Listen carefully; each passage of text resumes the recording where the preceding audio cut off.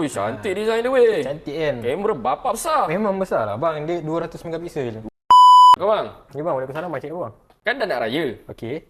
Jadinya aku nak upgrade handphone untuk kamera yang power bang. Oh, untuk yang power. Ha. Abang bajet berapa? Bajet aku dalam 4-5 ribu bang. 45,000. Ha. Ni bang aku suggest kat abang. Yang terbaik bang. Yang terbaik Vivo X300 Pro. Ui, baik sangat handphone ni. Baik sangat, spek dia 16512. 16512 besar ni. Besar. Lepas tu screen dia flat screen tau. So abang nak cari screen protector, senang lah. Lagi-lagi kat Masnas Mobile. Ui, baik lah flat screen aku suka. Betul, dia AMOLED display. AMOLED display. 120Hz bang. 120Hz. Okey, smooth ni. Baik ni. Semua kan? Kotak pun besar. Kotak besar, chipset padu. Chipset berapa? MediaTek Dimensity 9500. Ui, padu. Ini flagship ni kiranya. Ni flagship ni. Ah. Bateri pun cantik. Bateri berapa bang? 6500. Seharian boleh pakai? Seharian boleh pakai. Kena pula charging dia 90 watt. 90 watt So charge lepas sahur tu cun lah. Lepas sahur, charge.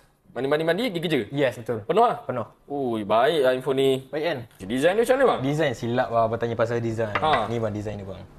Ui, cantik design dia weh. Cantik kan? Kamera bapak besar. Memang besar lah bang. Dia 200 megapiksel. 200 megapiksel Pakai pula ni kamera Zeiss. Ui, Zeiss kamera. Betul.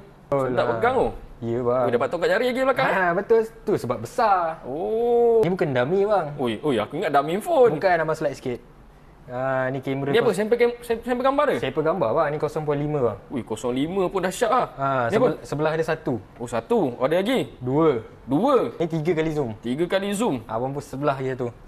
10 10 kali zoom bang. Ui, daki-daki semua nampak Ya bang, masjid ni nampak. Ni baru masjid abang tengok ni. 100 kali zoom bang. Nampak bulan bang.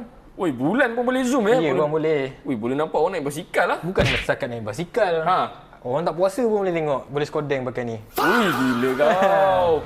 Padu sangat info ni. Padu kan. Tapi bang, chipset dia pakai apa Chipset, jangan risau dia pakai ni. MediaTek Dimensity 9500. Oh, kira flagship bang info ni. Flagship ni. Tapi harga dia berapa bang? Harga, abang tadi bajet 5,000 kan untuk raya.